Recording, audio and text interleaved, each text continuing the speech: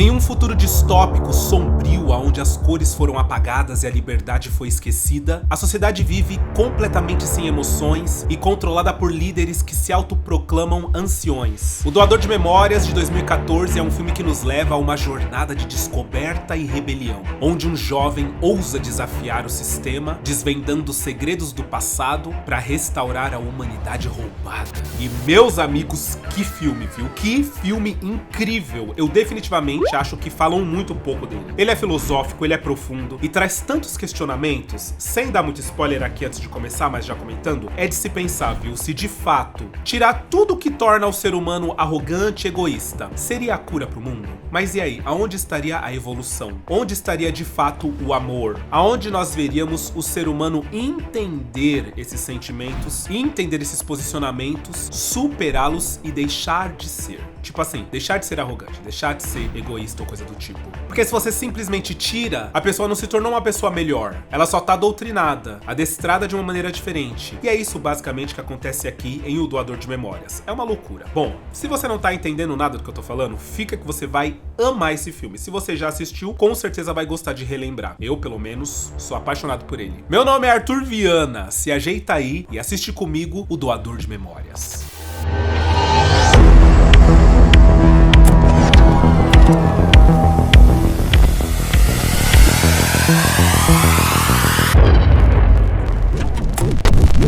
Bom, o filme começa dissertando sobre uma ruína que caiu ali sobre eles, e depois disso eles fundaram as comunidades. Essas comunidades, elas são pautadas, elas têm várias regras para que ninguém seja melhor do que ninguém, e assim não vai ter inveja, não vai ter cobiça e nem nada do tipo. Só que mais do que isso, tá? Eles retiraram a memória de todos os moradores dessa comunidade e guardaram elas dentro de uma fronteira. Então, há várias gerações, as pessoas ali dentro não sabem como de fato é o mundo. E aí tem umas regras que eles têm que seguir ali dentro. Por exemplo, usar as roupas designadas, ou seja, ninguém tem uma roupa bonita ou uma roupa feia, as roupas são designadas por eles lá dentro. Ter precisão de linguagem, então eles não usam linguagem que evoca sentimento. Tipo, ai, eu te amo. Não, não é eu te amo. Ai, eu te admiro, eu gosto da maneira como você vive, acho você bacana. Não existe eu te amo.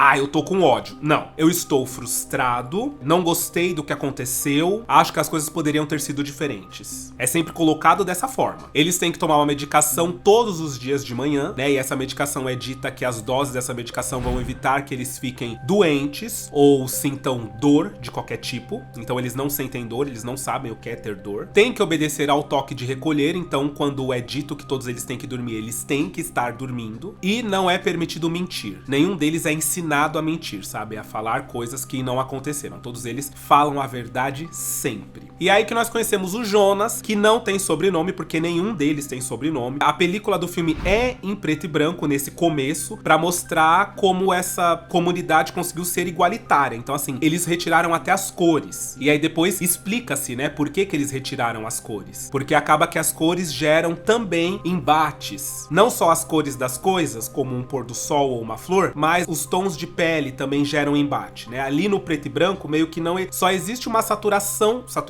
Não, só existe um brilho, um contraste maior ou menor, mas o contraste não importa tanto. Então tá tudo bem a pessoa ser preta ou ser branca, isso não importa, não estamos vendo de fato a grande diferença, ou uma grande diferença, né? E tudo isso é pra evitar realmente qualquer tipo de conflito. E aí, como eu disse, a gente vai acompanhar a vida do Jonas, que tá muito ansioso, porque tá chegando o momento da formatura dele. Quando eles se formam, todos eles são selecionados para certas atribuições ali na comunidade. Então eles são observados pelos anciões da comunidade desde pequeno, e aí eles vão percebendo para o que essa pessoa serve mais. Então vão ter mães biológicas, que são mulheres que são boas para gerar crianças, vão ter cuidadores, que é o pessoal que cuida dessas crianças, cuida dos idosos, etc. Vai ter piloto de drone, tem um monte de coisa, né? Eles entendem que tipo de pessoa é essa que está se formando, e quando eles se formam, de fato, na formatura, eles são designados, e aí eles vão fazer aquilo até o fim da vida deles. Porém, o Jonas, ele tá muito ansioso, ele fala com a família dele que ele tá ansioso, que ele tá temeroso, que ele tá com medo, porque ele não sabe pra o que ele serve. Ele nunca entendeu pra o que ele pode ser designado. Ele nunca foi inclinado e muito apaixonado por nada, ao mesmo tempo que ele gosta muito de tudo. Então ele faz todos os tipos de coisa. Mas a mãe dele fala que os anciões nunca erram e que ele pode ficar despreocupado, que ele vai ser com certeza designado pra algo que faz sentido pra ele, que ele não precisa se preocupar com isso. Chega o momento da cerimônia de formatura. E aí vem várias pessoas velhas que falam que, aí eles falam bem assim, que eles já contribuíram pra comunidade, o tanto que eles têm que contribuir, e que eles vão ser mandados pra Aiuris, que é um lugar maravilhoso que, né, quando a pessoa fica mais velha, ela vai pra lá, que é tipo um plano de aposentadoria. Só que, meus amigos, Aiuris não existe, tá? Eles,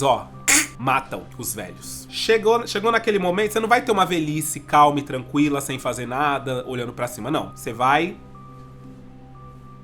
de comes e bebes. Os mais jovens, quando faz 9 anos, recebem a própria bicicleta, que é um símbolo de liberdade e responsabilidade, que já vai estar sendo colocada sobre eles. E aí a irmãzinha do Jonas fica toda animada, porque ela vê a bicicleta dela. Todos eles ganham uma bicicleta igual, sabe? Assim, toda aquela questão. E aí chega a hora dos formandos. Todos eles são selecionados, inclusive o melhor amigo do Jonas, que é selecionado para ser piloto de drone, porque eles observaram que ele é desgarrado, que ele era meio mal criado, e que talvez seria interessante, né? Os anciões decidiram que seria interessante dar responsabilidade pra ele, porque assim você vai tornar ele um ser humano melhor, digamos assim. Só que aí o próximo seria ele, e aí pulam ele e chamam a próxima garota.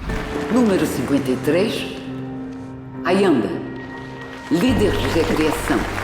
Eles pularam o Jonas. A melhor amiga dele é designada como cuidadora, porque ela tem muito jeito com criança, ela tem muito jeito com as pessoas em si. Por fim, depois que todo mundo é designado, o Jonas fica desesperado, porque ele fala bem assim, pô, tô morto, né? Vou pra Aiuris. Só que eles não sabem, tá? Eu tô falando pra vocês que é Aiuris, depois que ele vai descobrir o que é Aiuris, mas ele pensa, nossa, vou ser mandado pra Aiuris, não é possível, tipo, me pularam. E aí, por fim, a anciã maravilhosa, interpretada pela Meryl Streep, ela volta pra falar que ela não cometeu um erro, né, que ela precisa falar que o Jonas, ele é muito especial, porque ele se enquadra em todas as categorias, então ele não tá inclinado pra nenhuma delas de fato. Com isso, eles perceberam que o Jonas é um receptor de memórias. Ele vai ocupar um cargo importantíssimo dentro da comunidade. Ele vai receber as memórias que foram tiradas das pessoas, mas que continuam viva e precisam continuar viva de alguma forma. E aí vai se explicar por que disso. E aí é muito doido porque as regras mudam pra ele. Ele, a partir de agora sendo um receptor de memórias, ele pode mentir quando ele quiser, ele não precisa contar a verdade pra ninguém. Ele pode fazer a pergunta que ele quiser pro mentor dele, então, tipo, não existe... Ai, mas por que eu não posso falar eu te amo, né? Tipo, eu não posso falar que eu tô com ódio. Não existe. Ele pode fazer a pergunta que ele quiser, só que tem uma regra. Ele não pode falar do treinamento dele pra ninguém. Ele não pode falar como que é o treinamento dele com absolutamente ninguém. E aí fica aquela coisa, né? Querida. Mas ele não se segura, tá? Ele não aguenta. Porque ele começa a descobrir tanta coisa que ele fala, não, preciso compartilhar, né? Eu entendo, é o espírito do fofoqueiro. Ele tem o espírito da fofoca.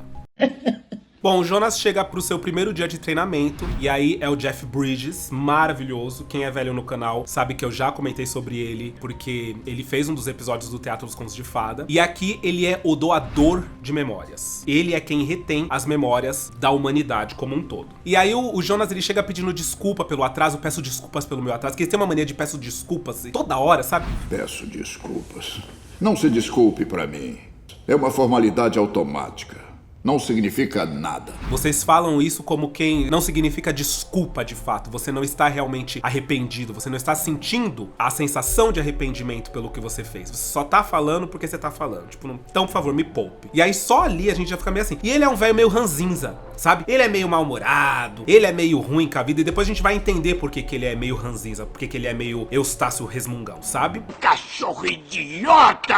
Ele explica que eles são os pilares mais importantes daquela comunidade. Por quê? Toda vez que um ancião se depara com um problema na comunidade, toda vez que a comunidade apresenta uma nova questão, um novo problema, eles vêm se consultar com ele. Por quê? Como ele tem todas as memórias da humanidade, ele é o único capaz de dar saída para as coisas, né? Ele é o único capaz de falar bem assim, ó, com base em tudo que eu conheço, essa situação pode ser guiada desta forma e desta, para que não ocorra isso, isso e isso. isso. E o ocorra isso, só ele tem. Porque os anciãos, mesmo os anciãos, eles não conhecem do mundo. Eles não sabem como o mundo funciona. Eles sabem como a comunidade funciona, vocês entenderam? E aí ele avisa pro Jonas que ele não tem como preparar o Jonas pro que é que ele vai ver. Porque como ele não conhece nada do mundo, né? Tudo que ele conhece é aquele preto e branco, essa vivência monótona da comunidade. Ele fala bem assim, então eu não tenho como te preparar, não tenho como te explicar o que é que você vai ver, porque você vai ver pela primeira vez. E então é isso, vamos começar. Ele pega nos braços do Jonas e o Jonas se vê na neve. Eu só tenho...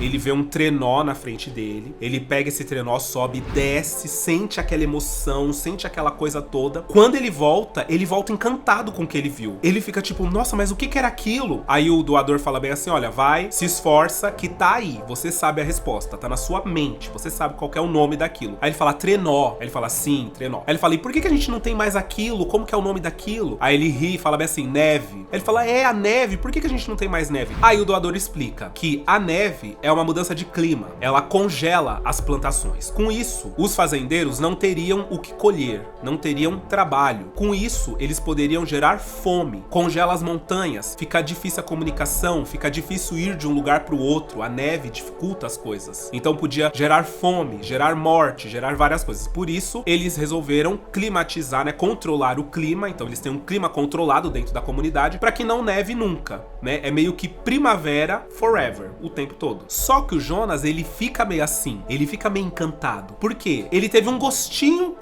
de nada do que é a realidade das coisas. E logo ele já percebeu que, pra ele, o sentimento dele é que muito já foi tirado. Só de tirar a neve e o trenó, que foram emoções das quais ele nunca esperou sentir, né? De descer de trenó, adrenalina, aquela coisa louca, ele já falou, cara, isso aqui já é muito, que loucura. Que loucura! Bom, os dias se passam, ele continua o treinamento dele, aí o doador deixa ele ver uma abelha que pica a cara dele, ele fica, ai, o que é isso? Aí ele fala, é uma abelha, o que você viu de diferente nela? Aí ele fala, eu não sei, aí ele fala, vai, tenta, me fala, o que você viu alguma coisa diferente nela? E aí ele tenta explicar que ele viu a cor, que ele viu o amarelo. Aí ele fala, eu acho que o que eu já vi nela, eu vi na minha amiga, porque no começo do filme, mesmo sendo tudo preto e branco, tem um momento em que ele olha pra amiga dele, ele vê o cabelo da amiga dele vermelho. Aí ele fala, são as cores. Aí ele fala, se você achou a neve e o trenó um máximo, você vai amar isso aqui. Aí ele mostra pro Jonas um pôr do sol. E aí é a primeira vez que a gente vê cor no filme, de fato. Um pôr do sol lindo, a água azul. O Jonas fica encantado com aquilo. Quando ele volta, ele imediatamente começa a desbloquear as cores. Ele começa a ver as cores. Então a primeira cor que ele vê é o vermelho. E é muito sugestivo, né, o vermelho. Vermelho que, ao mesmo tempo que é a cor do pecado, é a cor do sangue, né? É uma cor forte, é uma cor muito associada à luxúria também. É associado também ao amor, à fraternidade, sabe? A coisas maravilhosas. O vermelho ele tem uma ambiguidade muito louca, né? Ele significa coisas ruins, mas ele significa coisas boas ao mesmo tempo. E é a primeira cor que o Jonas vê. E aí ele começa a conversar com os amigos dele na comunidade e ele tenta explicar como é que é o treinamento dele, só que ele não consegue, né? As pessoas simplesmente não entendem o que é que ele vê, o que é que ele entende, como é que são as coisas, porque pra elas simplesmente não existe, elas não têm memória nenhuma de como as coisas são fora aquilo de dentro da comunidade. E assim, ele se pega encantado olhando pra melhor amiga dele, sabe? Ele percebe que existe algo a mais quando ele olha pra ela, ele se sente diferente quando ele olha pra ela, o cabelo vermelho dela, os olhos e tal. E isso é o quê? É amor. Ele não sabe ainda, porque ele ainda não recebeu as memórias do amor, mas o que ele sente por ela é amor. Porém, ali, naquela comunidade, não existe amor, tá, gente? As pessoas não fazem sexo, elas não se amam, as crianças são geradas lá naquele centro de criação por mães biológicas e são designadas pra famílias. Então, tipo, cada família que está apta a ter uma criança vai lá e vai receber uma criança que não foi gerada ali por eles, pelo amor deles, digamos assim. Então, não existe toque físico. Apesar dele ter um pai e uma mãe, os dois nunca se tocaram de fato. O pai e a mãe dele, que inclusive é a Kate Holmes maravilhosa. O melhor amigo dele aparece, ele não entende direito o que tá acontecendo porque o Jonas toca na melhor amiga dele e eles não fazem isso, eles não costumam se tocar, não tem o porquê eles se tocarem, né? Então o melhor amigo dele acha isso esquisito. E aí esse melhor amigo deles, que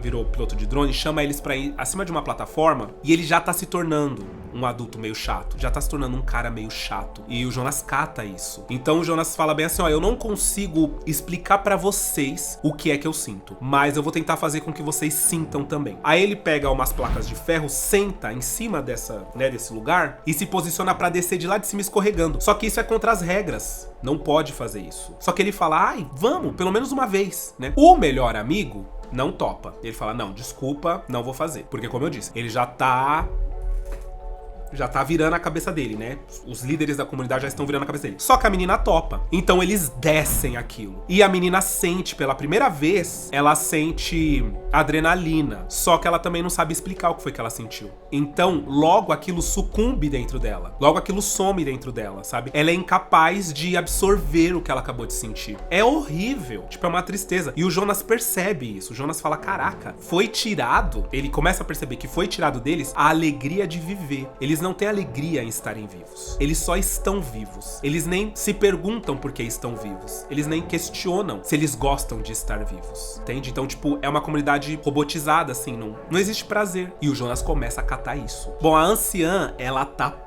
da vida. Por quê? O Jonas tá tentando dividir o treinamento dele com os amigos. E aí ela fala que isso não é permitido, que ele tá quebrando as regras. E o doador fala bem assim, ah, é normal, né? Ele é jovem, ele tá muito animado com tudo que ele tá vendo. E ela fala, você não está treinando ele de verdade. Lembre-se do que aconteceu com a garota. E aí, tipo, eles ficam falando sobre uma garota que teve antes do Jonas, que foi uma receptora de memórias também, que não conseguiu passar no teste, assim. E ele fala, pode deixar que o Jonas vai conseguir, o Jonas vai ser forte. Ela fala, mostre a dor pra ele, mostre a dor logo pra ele, porque ela tá irritada porque ele tá muito felizinho, ele tá muito alegrinho, isso irrita ela. Mesmo ela não sabendo o que é, por que é que ele tá feliz, porque ela não tem essas memórias dentro dela, mas ela já é anciã há muito tempo, né? Ela foi treinada por outros anciãos. O filme deixa claro que essa comunidade existe há muitos e muitos e muitos e muitos e muitos anos, né? Então nenhum ancião de fato tem conhecimento do que é que acontece, mas ela tá vendo ele alegre, pulando, e ela acha que isso é um problema, porque de certa forma ela sabe como era a vida. Ela sabe que a vida antigamente, ela era prazerosa, existia um prazer em se estar vivo. E ela sabe que isso foi tirado para que haja esse controle, para que haja paz, entre aspas, entre eles. E isso não pode ser ameaçado. Bom, quando ele chega no doador, o doador mostra para ele o que é música. Ele não sabia o que era música, ritmo, tons. Não sabia. O doador toca piano pra ele e ele vai sentindo aquele piano e ele fala, nossa, que coisa incrível. Aí o doador fala, vou te mostrar uma coisa. Pega o braço dele e mostra uma memória de uma festa. Ele vê uma festa, é tipo uma festa de casamento. Todo mundo dançando, festejando, muita música, muita cor, muita alegria. Ele volta e ele fala, por que tiraram isso da gente? Ele não aguenta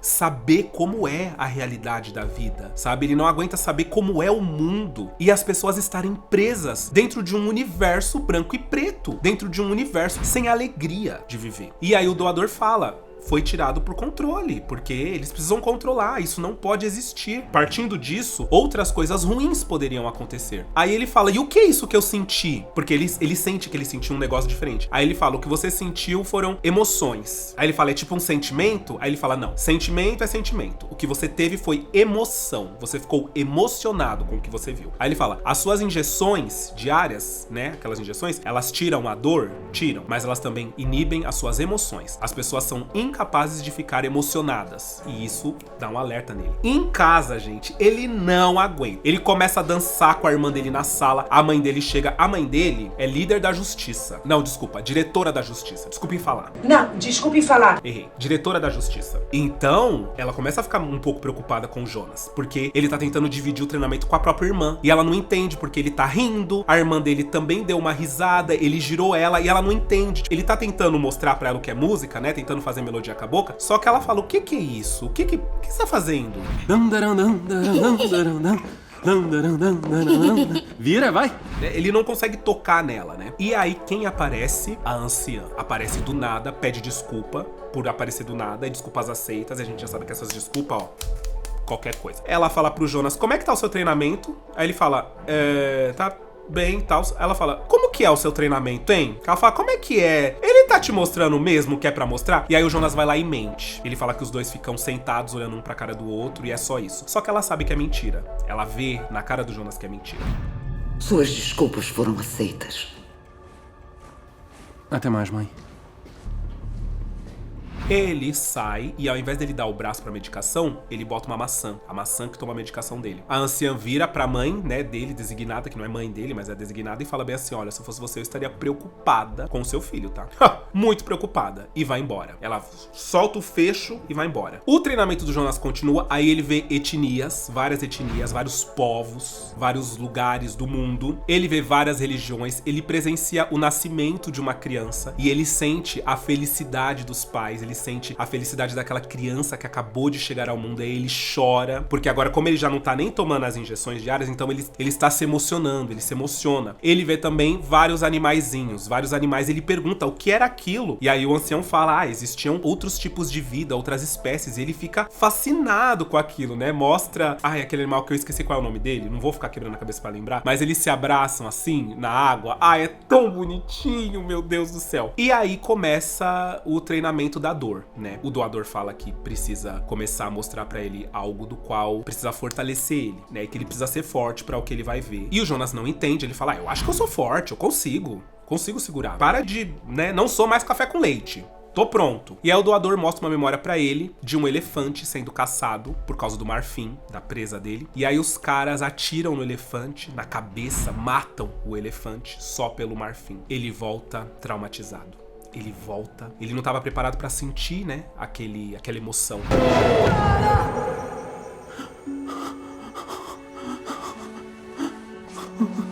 A emoção da dor, a emoção da tristeza profunda, a emoção de assistir um assassinato, né? Essas emoções pesadas. E aí ele só vai embora. Em casa, o que acontece? O pai dele é cuidador geneticista e ele trouxe uma criança pra casa pra ficar com essa criança, pra ver se ela desenvolve, porque se ela não desenvolver, ela vai ser mandada pra Ayuris. E o Jonas, ele já criou uma conexão com essa criança, porque ele já percebeu que a criança tem uma marquinha igual a dele no pulso, e essa marquinha igual a dele no pulso, o doador também tem. Então ele criou uma conexão com essa criança. E aí de noite, ele começa a brincar com essa criança e ele mostra o elefante e aí ele fala, o nome disso aqui não é hippo, porque o pai dele fala que o nome é hippo. Ele fala, o nome disso aqui é elefante. E ele existiu de verdade. E ele era lindo, ele era imenso. E aí quando ele toca no bebê, no Gabe, né, que é Gabriel, ele compartilha memórias com o Gabe, do elefante. E aí ele percebe que o Gabe é como ele. O Gabe também é um receptor de memórias. Ele consegue. Por isso ele não se adapta fácil, por isso ele chora, por isso ele tá complicado, sabe? Bom, ele vai dormir, acaba tendo um sonho com aquela melhor amiga dele, um sonho safado, um sonho gostoso, eles correm, se beijam, depois ele fala com o doador, e o doador fala, você parou de tomar suas injeções, né? Aí ele fala, parei. Ele fala, o que você sentiu foi amor. Você sente amor por essa garota, você ama ela. E aí ele entende o que é o amor. E aí mais tarde ele pergunta se o pai dele ama ele, e a mãe dele fica louca, fica puta da vida, fala bem assim, escuta, precisão de linguagem, que isso? Você me ama? Jonas, precisão de linguagem, por favor. E aí o pai dá toda uma explicação de como ele gosta do Jonas, sabe? Sem usar o termo amor, porque não existe isso de eu te amo ou não te amo. Isso não existe nessa comunidade. Só que à noite, ele vai brincar de novo com o Gabe, com o Gabriel, e aí ele fala pro Gabriel que ama ele. Ele fala, eu te amo. Ele desenvolveu realmente um sentimento pela criança, ele já, um sentimento até meio que paterno pela criança, e aí ele já tá familiarizado com a criança, então ele compartilha com a criança memórias de filhotinhos, assim, sabe? E aí a criança, você percebe na criança que ela acha o máximo aquilo que ela tá vendo. E é muito fofo essa cena, sabe? Tipo, é muito bonitinho. Bom, no dia seguinte, quando ele chega pra mais uma aula com o mentor dele, o doador tá tendo um pesadelo horrível com guerra. E aí quando ele chega pra ajudar o doador, que ele segura no braço do doador pra poder colocar ele de pé, ele acaba sendo transportado pra memória e sem querer acaba entrando uma memória de guerra dentro dele, terrível. Ele vê o melhor amigo dele na guerra ser morto. Ele vê ele próprio, né, acaba atirando numa pessoa em cima da árvore. Quando ele volta transtornado completamente. E o mentor tenta explicar pra ele o que foi que aconteceu, que não era pra ele ter visto ainda aquilo, que aquilo era muito forte, era demais pra ele, né? Porque começou com tudo de bom que existe na humanidade. Depois seria, né, essas coisas mais pesadas. E ele teria que aguentar tudo. Ele teria que conviver com tudo aquilo. E ele sai correndo. E o doador fica desesperado desesperado dele não sobreviver, porque a outra garota não sobreviveu. Ele só arranja forças de fato pra continuar com o treinamento dele, por quê? Ele vai falar com a Fiona. E aí ele convence a Fiona de, ao invés de espetar o braço dela, espetar uma maçã. Ele fala, passa um pouco de sangue na maçã, espeta ela, que o negócio vai registrar. Ele fala, eu estou há dias espetando uma maçã no meu lugar, e eu tô ótimo, assim, e o negócio não percebe que eu não tô tomando as minhas injeções. Ela acha aquilo um absurdo, ela fica com medo daquilo. Só que ela tá tão fascinada também com o Jonas, com as coisas que ele tá vivendo, com a maneira como ele tá vendo as coisas e com o quanto ele tá tentando passar pra ela aquilo, que ela tá querendo ver também. Então ela topa. Por ela topar, parar de tomar a medicação toda manhã, o Jonas arranja forças pra continuar e volta lá no mentor. E é aí que o mentor conta sobre a garota que ele mentorava antes do Jonas, e que ele deu uma memória pra ela, né, começou a dar as memórias de dor, e foi uma memória de uma criança sendo arrancada da própria mãe. E ela não conseguiu sobreviver àquilo. Ela ficou muito triste, ela ficou arrasada com aquilo e pediu dispensa pra Ayuris. E aí o Jonas fala sobre a Ayuris e ele fala, não, é que você não sabe o que é a Ayuris, eu vou te mostrar. E aí ele mostra o pai do Jonas medindo uma criança junto com uma outra cuidadora, só que aí a criança não tinha o peso correto que ela deveria ter, ela tava muito magrinha, desnutridinha. Ele vai, leva essa criança, aplica uma injeção na cabeça dessa criança e mata a criança. E aí o Jonas fala, mas isso aí é a morte. Ele acabou de matar uma pessoa. O Jonas fica em pânico com aquilo. E aí o mentor fala, ele não sabe disso. Ele não sabe que ele acabou de matar essa criança. Aí ele fala, mas Ayuris não é um lugar maravilhoso? Ele fala, não, Ayuris é matar. Eles dispensam a criança. E aí ele vê o pai dele embrulhar a criança num pacote, tipo, colocar num pacote e jogar pra despachar no lixo o corpo da criança. Ele fica horrorizado com aquilo. Ele fala, mas como assim? Isso é horrível, isso é assassinato. E aí o mentor fala, eles não sabem, eles não têm ideia do que é que eles estão fazendo. Eles não sabem que existe a morte. Eles não sabem simplesmente o que eles estão fazendo. Bom, ele encontra com a amiga dele mais tarde, e essa amiga dele parou de tomar as injeções, a Fiona, e aí eles vão de novo pra aquele lugar, o triângulo. E aí quando eles estão lá, o Jonas beija ela. Ela beija o Jonas, ela não consegue explicar o que foi que ela sentiu. Mas como ela já não tá tomando as injeções, então os sentimentos, né, as emoções começam a florescer dentro dela. Então ela se sente bem, sabe? Ela sente que, nossa, foi interessante isso que aconteceu. Só que imediatamente vem um medo nela, e esse medo é muito comum. Ela sente que ela precisa tomar as injeções, que ela tá fazendo algo muito errado, que ela precisa dormir de novo. E aí a gente pode trazer um paralelo com Matrix, por exemplo, né, que tem a pílula azul e a vermelha. Se você tomar a vermelha, você vai conhecer o mundo. Se você tomar a azul, você acorda na sua cama e esquece tudo isso e volta a viver nesse mundo de fantasia que você acha que é o real, porque é como você prefere. E essa menina, ela começa a ter esse pânico, sabe? É o pânico do novo. É o pânico, e quem assistiu agora o meu último vídeo, o show de Truman, quando eu falo da porta, é isso. Essa menina tá sentindo pânico de entender o que é o mundo real, de vislumbrar o mundo real. Ela não quer, mas ela se mantém firme em não tomar as injeções. O Jonas pede pra que ela não tome. Em casa, o Jonas descobre que o bebê vai ser dispensado pra Ayuris. E ele já sabe o que é Ayuris, né? Aí ele fala, não, porque ele já declarou que ele ama aquele bebê. Ele brinca com o bebê todos os dias, ele já desenvolveu um sentimento muito mais forte do que ele tem, inclusive, pela família dele, por esse bebê. A conexão que os dois têm é muito incrível. O Jonas vai até o doador de memórias naquela noite, e ele fala que ele vai sequestrar o bebê, e que ele vai fugir com o bebê, e que ele vai passar pela barreira das memórias. Por quê? Ele tem um momento no filme em que ele descobre um mapa, e esse mapa mostra exatamente onde foram construídas as colunas que mantêm a memória bloqueada, né? Então todo mundo pra dentro tem a memória bloqueada. Poucas pessoas nascem com o dom de poder ver, de receber as memórias, né? E aí só uma pessoa é necessária, apenas. Porque aí essa pessoa é a que os anciões vai se consultar e tal. Então tem que ter alguém ali dentro da barreira das memórias, que contenha todas as memórias da humanidade, pra poder se consultar, pra poder tirar dúvidas, caso aconteça alguma coisa que eles não sabem como lidar, como eu já expliquei pra vocês. Só que o Jonas, ele tem a teoria de que se ele cruzar essa barreira, ele vai libertar as memórias de todas as pessoas ali dentro da comunidade. E ele quer fazer isso. Ele quer que as pessoas entendam do prazer de estar vivo, do prazer de se viver, do que é amor, do que é festa, do que é crescer, do que é dançar, do que é as coisas boas. Porque ele entende que existem muitas coisas ruins no mundo, existem, mas as coisas boas fazem valer a pena estar vivo. E aí é uma cena muito emocionante. Por quê? O doador fala, cara, é você. O doador tava esperando por alguém que tivesse essa coragem de fazer isso. Porque ele próprio, quando ele ganhou essa coragem, ele já não tinha mais força pra fazer. Ele fica tão emocionado com o Jonas que ele fala que ama o Jonas. E aí você percebe que o Jonas fica emocionado também. Porque agora que o Jonas sabe o poder do dizer eu te amo, né, do que significa dizer eu te amo, nossa, ele não aguenta. Eu te amo, Jonas. Pronto, falei. Ele não aguenta, ele sorri. E aí o doador fala bem assim, você tem a coragem, agora eu vou te dar a força. Gente, aí é uma cena de arrepiar completamente. Assim. Ele compartilha com o Jonas memórias de resistência. Mostra aquela imagem famosa daquele homem na frente dos tanques de guerra, sabe? Querendo impedir que os tanques de guerra avancem. Querendo parar a guerra naquele momento.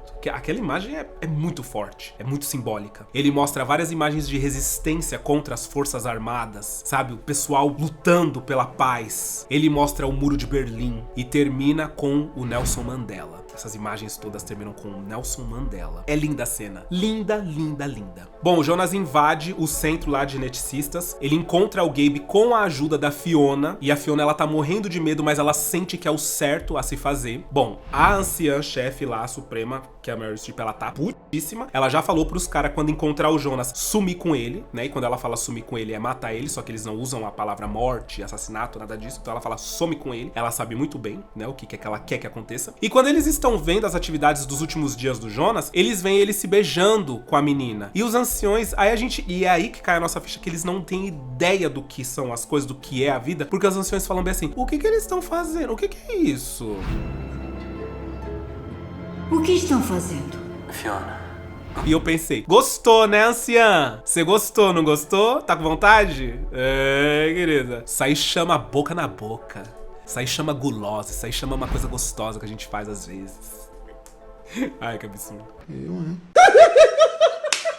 Bom, o Jonas consegue escapar de lá de dentro com o Gabe, ele encontra o Gabe, sai de lá. A Fiona foge pra despistar os caras, então ela foge fingindo que ela tá segurando o Gabe, né, dentro de um pote lá, daqueles negócios que eles levam as crianças. O Jonas pega uma bicicleta, na verdade é tipo uma bobilete, tipo uma moto elétrica e vai embora. Ele é perseguido pelos drones, mas ele pula pra dentro de uma névoa, que eles morrem de medo dessa névoa, que eles não sabem o que tem pra lá dessa névoa. Mas o Jonas já não tem medo, porque ele já sabe que é terra que tem pra lá. Ele pula e vai embora. Só que aí ele já começa a sofrer os efeitos, querida, porque ele já pega um sol escaldante. Nossa senhora, ele fala, porra, o mentor, ele já tinha falado pra mim, né? O doador, ele já tinha falado que ia ser babado, porque eu não sabia como era o sol de verdade. Tá descobrindo na raça como que é o sol. A anciã vai falar com um amigo do Jonas e fala, ó, eu acho que você vai ser capaz de encontrar ele. Primeiro, eu não quero que você fale nada do que você vai ver, tá? Com o drone, porque você vai ver muita coisa. Eu não quero que você fale nada pra ninguém. Depois, quando você encontrar ele, por favor, se livre dele. E o melhor amigo dele, como tá, né, cachorrinho do pessoal dali, da comunidade dos anciões e tal, ele vai atrás, ele encontra o Jonas. Ele pega o Jonas, gente. Só que aí o Jonas pede pra ele, por favor, confia em mim. Confia, eu não quero fazer mal pra ninguém. Ele vai lá, ele tem um lapso, graças a Deus, porque eu já tava com ódio dele. Ele solta o Jonas numa correnteza, numa água assim, correnteza, leva o Jonas embora. Ele fica torcendo pro Jonas não morrer. Quando ele vê o Jonas emergir, ele sai com o drone e fala que não encontrou. Depois a anciã encontra com ele, ele fala bem assim, não encontrei o Jonas, não sei o que rolou. A anciã cata que ele mentiu, tá? Bom, eles preparam uma cerimônia de dispensa pra Fiona, pra poder matar ela. E eles falam que vai ser a coisa mais linda, que vai ser maravilhoso. Só que aí o doador, ele tá lá naquele momento, né? E eles não podem matar o doador, porque eu acho que a anciã, ela queria era matar o doador, mas ela não pode, porque tem que ter. Eles discutem e por fim a Fiona fala bem assim, o ser humano não pode ter escolha, porque toda vez que o ser humano tem uma escolha, ele escolhe errado. Essa é a visão que ela tem da vida. Só que ele permanece falando do amor, falando que independente de qualquer coisa, existe muito amor no mundo e que as pessoas têm que sentir o amor, as pessoas têm direito a se sentirem amadas e amar também. Bom, o Jonas, enquanto isso, ele tá se ferrando. Ele saiu do sol e foi pra neve. Na neve, nossa, o bebê já tá todo avermelhado, ele também tá todo avermelhado, ele acaba desmaiando. Quando ele acorda, ele encontra um trenó. Aquele trenó da primeira visão dele. Ele sobe no trenó e...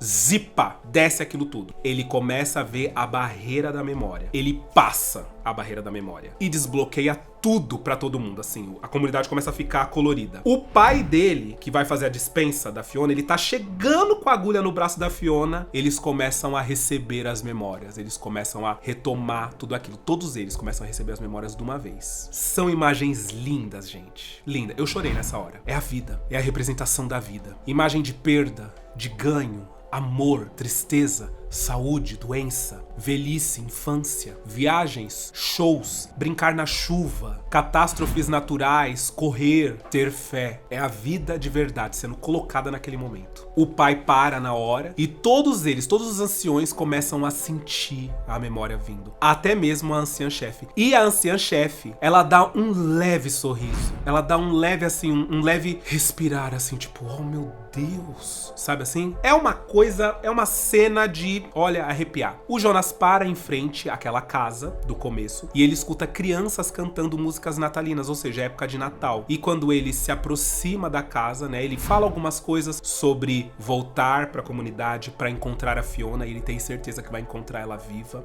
O filme começa com ele falando que não sabe se ele fez o certo ou o errado e ele vai deixar pra gente decidir, né? E aí a gente discute daqui a pouco. Mas ele começa a caminhar pra frente dessa casa, provavelmente pra encontrar com pessoas, e a gente descobre que o mundo continuou, né, que eles se fecharam em uma comunidade, mas o mundo continua, tanto que tem crianças ali cantando cantigas de Natal, né, e tá tudo certo. E dessa forma acaba o Doador de Memórias. É aquele tipo de filme que acaba e você fala bem assim, meu Deus, é final em aberto? Cara, é final em aberto se você decidir que é em aberto. Eu sempre pensei que agora vai ser uma loucura, sabe? Dá uma vontade de ver as pessoas discutindo entre elas, não discutindo, batendo boca, mas tipo assim, entendendo, sentindo, sabe? Amando. Ai, e ver como é que... E aí, como é que foi depois os anciões? Como é que ficou isso? Como é que ficou essa comunidade? Né? Como é que vai ser? Uma loucura. Eu gosto de pensar nisso. E aí, assim, sobre ele ter feito certo ou errado, eu acho que ele fez certo, sabia? Porque o filme todo mostra que tirou-se a humanidade das pessoas. Qual é o valor de estar vivo dessa forma? Eles nem sabem que eles estão vivos. Eles não tinham sentimentos. E quando fala bem assim, ah, não pode deixar amor, porque o amor já é uma coisa assim de eu amo mais essa pessoa, amo menos. Com o amor vem o ódio, não tem como